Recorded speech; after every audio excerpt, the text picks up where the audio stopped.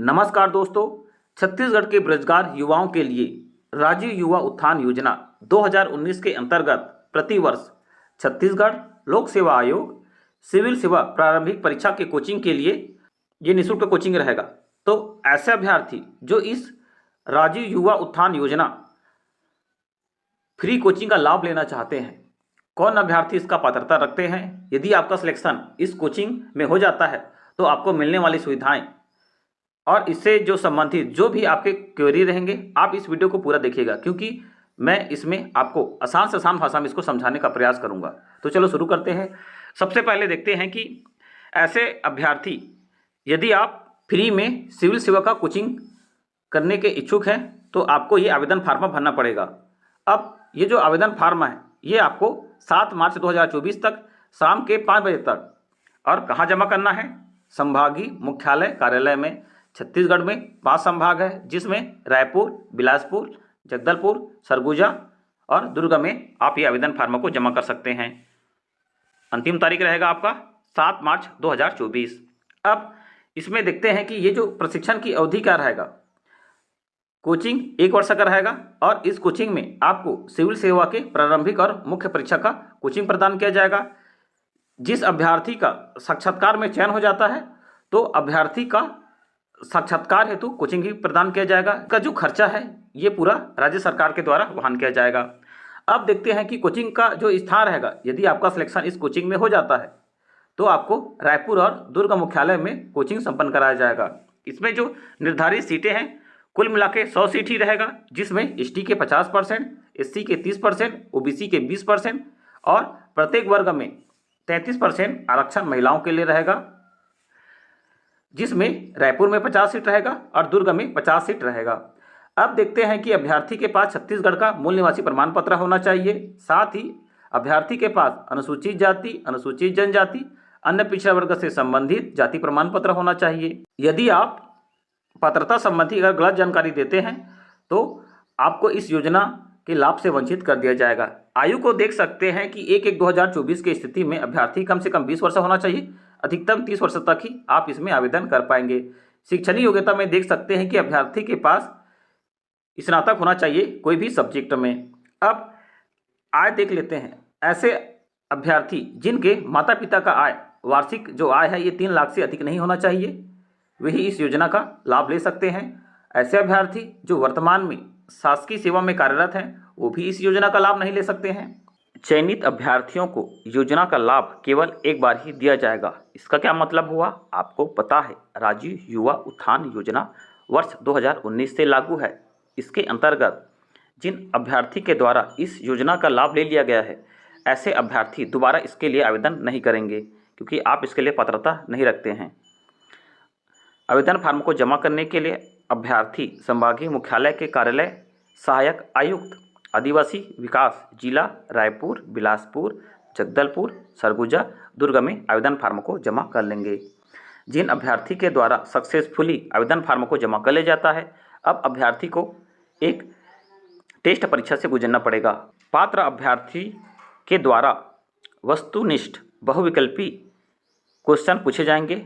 आपको एक टेस्ट देना रहेगा। टेस्ट आपका 2.5 घंटे का रहेगा। 125 क्वेश्चन इसमें पूछे जाएंगे और ये जो परीक्षा का पैटर्न रहेगा सिविल सेवा के प्रारंभिक परीक्षा के पैटर्न के आधार पे आपसे क्वेश्चन पूछे जाएंगे। अब जो चयन रहेगा, अभ्यर्थी का जो चयन प्रक्रिया रहेगा परीक्षा के मेरिट के आधार पर ही रहेगा और ये पूर्णतः पारदर्शिता रहता है। तो ऐसे अभ्यर्थी यदि आप इस योजना का लाभ लेना चाहते हैं तो ज़रूर आप इसके लिए आवेदन फार्म को भरिए। अब इसके बाद मैं आपको आवेदन फार्म भरने का जानकारी दे रहा हूं, जिसको आप नोट कर लेंगे। आपको मैं आवेदन फार्म भरने का तरीका बता रहा हूं। राइट साइड में देख सकते हैं आवेदक का पासपोर्ट साइज का फ़ोटो चस्पा करेंगे।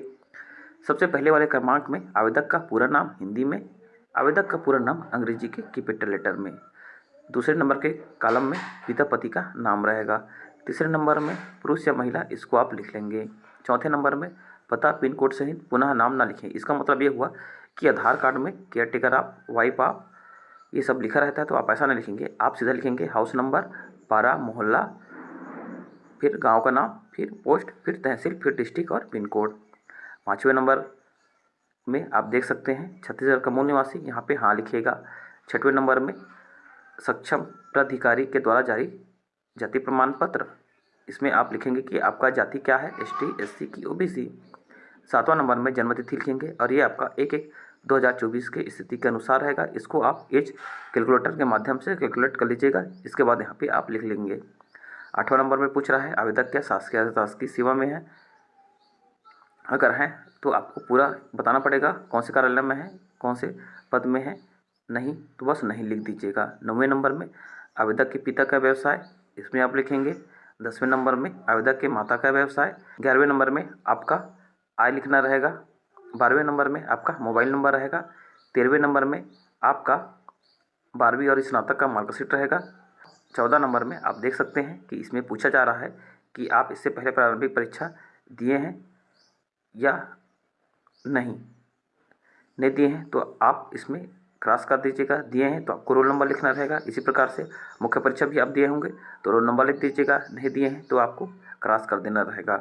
15 नंबर में पूछ रहा है कि इससे पहले भी आप कैरियर निर्माण योजना या राज्य युवा उत्थान योजना के अंतर्गत प्रशिक्षण प्राप्त किया है, हाँ कि नहीं, आपको इसमें दर्शाना रहेगा। ये तो हो गया। आप 1 से लेकर 15 तक दिए गए कॉलम को जानकारी से भरना रहेगा। इसके बाद आप देख लीजिएगा कि 1 से लेकर 15 तक जो भी कॉलम दिया है आप इसको सही और साफ सुथरा भरेंगे। इसके बाद यहाँ पे आवेदक का साइन रहेगा। इस प्रकार से आपका जो आवेदन फार्म है ये फिल हो चुका है। अब इसके अलावा आप आवेदन फार्म को भरने के बाद सभी दस्तावेज का फोटोकॉपी करवा लीजिएगा। सभी फोटोकॉपी में आपका स्वयं सत्यापित रहेगा। अब आपको आय के स्वघोषणा के लिए एक स्टाम्प पेपर जमा करना है। आप देख सकते हैं कि विभाग के द्वारा ये स्टाम्प पेपर का प्रारूप आपको दे दिया गया है। इसको आपको पूरे पेज में प्रिंट आउट निकाल लेना है। इसके बाद आप कोई भी तहसील में जाके नोटरी से इसको वेरीफाई करवा दीजिएगा। इससे क्या रहेगा कि नोटरी आपका 10 रुपये का टिकट लगा के इसको वेरीफाई कर देगा, तो ये स्टाम्प के समतुल्य बन जाएगा। आपको अलग से किसी भी स्टाम्प में इसको टाइप करवा कर निकलवाने की आवश्यकता नहीं है। इस प्रकार से फिल करने के बाद अब आपको इसको अपने नज़दीकी संभागीय कार्यालय में ले जाकर जमा करना है। इसके बाद आप प्री एग्ज़ाम देंगे। मेरिट के आधार पर आपका चयन किया जाएगा। समय समय में इसका जो जानकारी मैं आपसे साझा करता रहूँगा। शिक्षा नौकरी संबंधी जानकारी आसान भाषा में जानना है, ज़रूर आप मेरे इस YouTube चैनल को लाइक से सब्सक्राइब करेंगे। धन्यवाद।